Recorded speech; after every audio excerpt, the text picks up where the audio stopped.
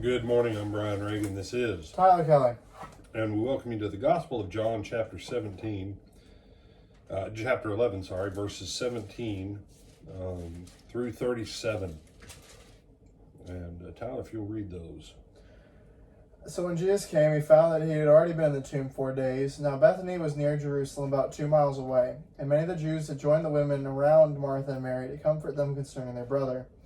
Then Martha, as soon as she heard that Jesus was coming, went and met him, but Mary was sitting in the house.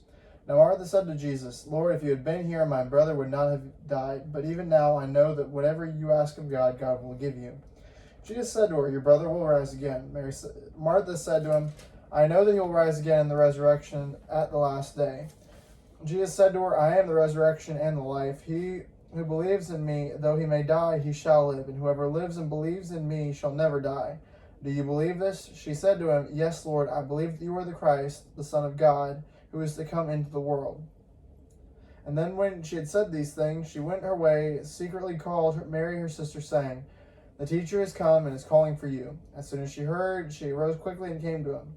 Now Jesus had not yet come into the town, but was in the place where Martha met him. And the Jews who were with her in the house and comforting her, when they saw that Mary rose up quickly and went out, followed her, saying, "She is going to the tomb, and to weep there."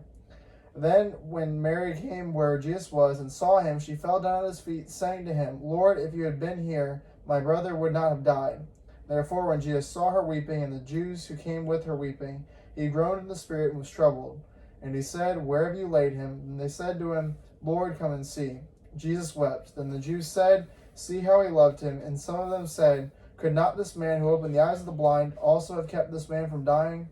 All right.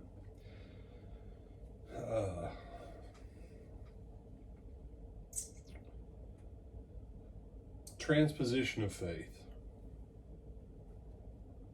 Verse 21 and 22.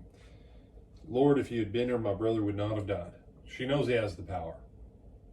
Then she makes an interesting statement that then she will back off of. But it is an issue of transposed faith.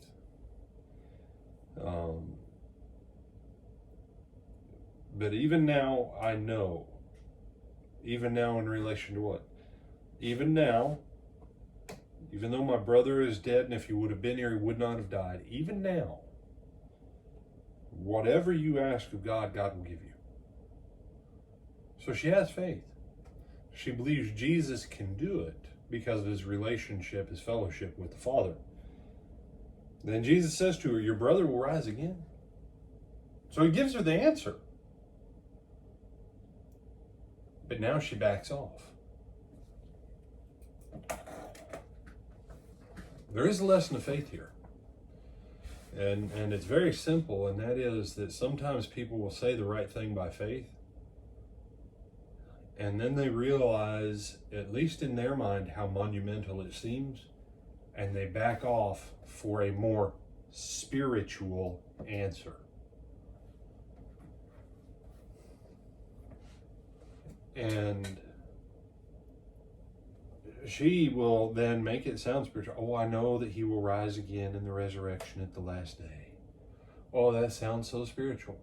That's not what she just said. She says, even now. Now is when, Tyler?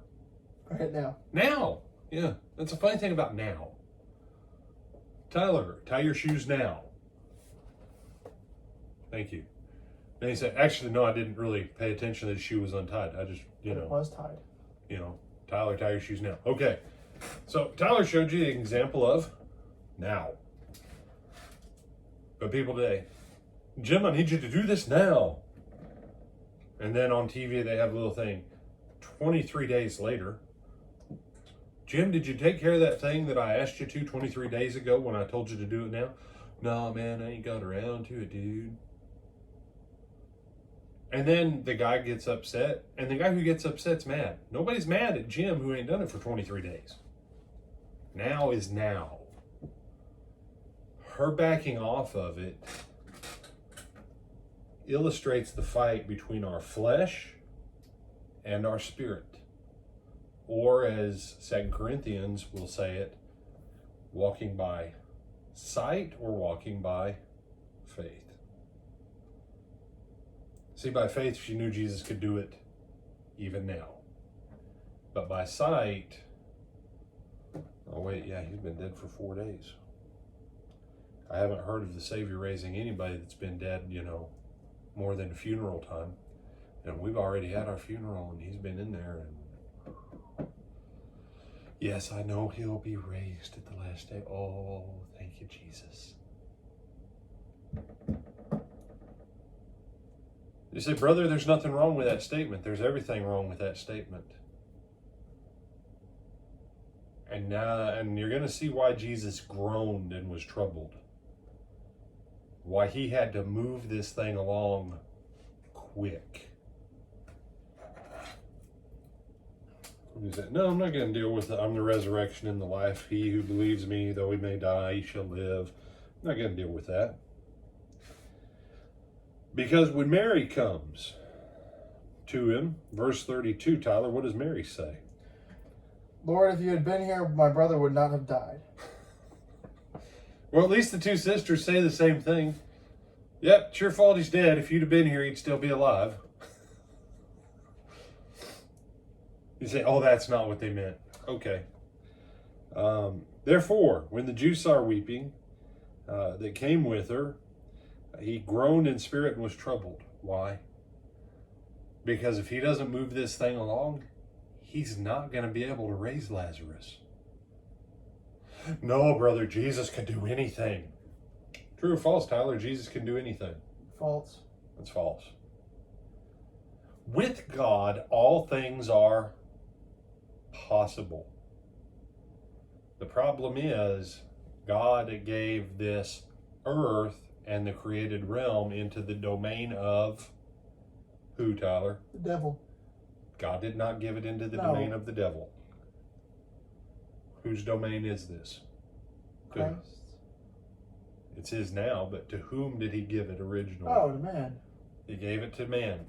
That's why back in Genesis 1 when he says, I I give you dominion, therefore. If you have dominion, that means it's your domain. And the proof that it was Adam's domain is that Adam was given the authority to name everything. And God sat there to see what Adam would call it. What are you going to call this one? Oh, cool. That was Adam's domain. He named it. It all belonged to him and his children forever. And then Adam, as Tyler said, Adam gives it over to Satan. Adam gives away his domain. But because the Father had given all the domain to Adam, once Adam gives up his rights to it, then the devil runs roughshod. But in this world, the one thing that man has to achieve the great things that God would have him to achieve is faith. And when Jesus went to his own hometown, he could do no great work there. Why, Tyler? Do you remember? Because they had no faith? Because of their unbelief. The unbelief is starting to build. And it's already been given a little bit of voice. When Jesus went to heal Jairus' daughter, and the whole crowd of professional mourners mocked Jesus to scorn, Jesus had Jairus kick everyone out of the house. And he only took Jairus, Mrs. Jairus, Peter, James, and John. And guess who said anything? No one.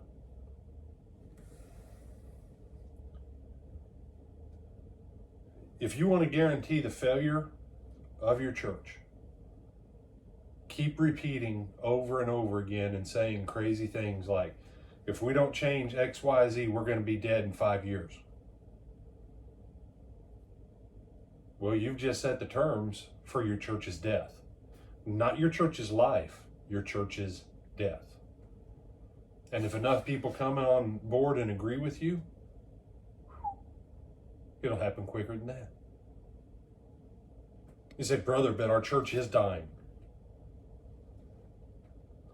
No, you can't say that. So what do you say? I look at the situation, I go, we've got approximately 5 to 10 years to do this, this, this, and this to build the church for the next 100 years. Now, if we choose not to do that, in about 20 years, there will be nothing left. You say, well, didn't you speak its doom? No, I spoke the law of sowing and reaping. Here's the things we need to sow in order to reap a harvest. But if we choose not to sow, we're going to have nothing. That's faith. What's going on here, and I use that because some of you are sitting watching and you're in churches that you're afraid your church is going to die, and everybody keeps speaking about the death of your church. You've got to stop that. Jesus groaned and was troubled in his spirit because the unbelief, the lack of faith is building. He's got to move. And then he says, where'd you lay him? They said, Lord, come and see. And Jesus wept. Now there's a lot of hypotheses about why Jesus wept. Do you have one, Tyler? Because they're not believing. Okay. And I'm not going to disagree with Tyler on that. Now carry it out to its further point. Jesus isn't weeping because Lazarus is dead. He knows he came to raise Lazarus to life. Now Lazarus is going to die again. And I think that's why Jesus is weeping. Lazarus has already gone through the pain and the suffering of death once. He's going to be brought back to life out of the paradise of God. Out of his rest in Abraham's bosom, he's going to be brought back into a world of sin, sickness, and death. People are going to start plotting to kill him because of their unbelief. And this event of Jesus, to show the power of God and the authority that Jesus has over life, death, and the hereafter. Because there was a belief with Jews that until roughly 2 to 3 days had passed and the body was actually put in the pit or in the grave, that was when the soul went. And so the Jews had this belief that, you could probably still raise someone back if. Lazarus is the final convincing proof that no Jew would have said about Lazarus that his soul had not already departed and left his body, and that what Jesus did should have been totally impossible. Now, just so we're clear, in our day and time, with all of our technology, what Jesus did is impossible. Now, by faith, it's possible. You say, no, I don't think there's hardly anybody on the planet right now that has the faith sufficient to do this. Peter will do it. Peter will do a resurrection from the dead of someone that's been dead for a little bit of time. Jesus only won 4 days out, raising them back. Okay? He weeps because he's raising Lazarus to life for a bunch of people who don't believe, who have no faith, so that he'll have to go through all the pain and the suffering and the torment and agony of death after suffering back in a world of sin, sickness, and death, after having been in the paradise of God. And I believe that's why Jesus wept. Because he was bringing back his friend whom he loved to prove a point to a bunch of people who didn't believe, as a witness to them, either for faith or for their condemnation at the day of judgment. Do you have some other thoughts on this one, my brother? No, sir. Feel free to disagree, but those are things that I've gleaned out of this over years of teaching this passage. But if you have a disagreement, send us a message. LakeButlerChurchOfChrist@gmail.com. Direct it to me or Tyler. We'll get back with you. Until lunchtime, I'm Brian Reagan. This is Tyler Kelly. Have a good afternoon, morning.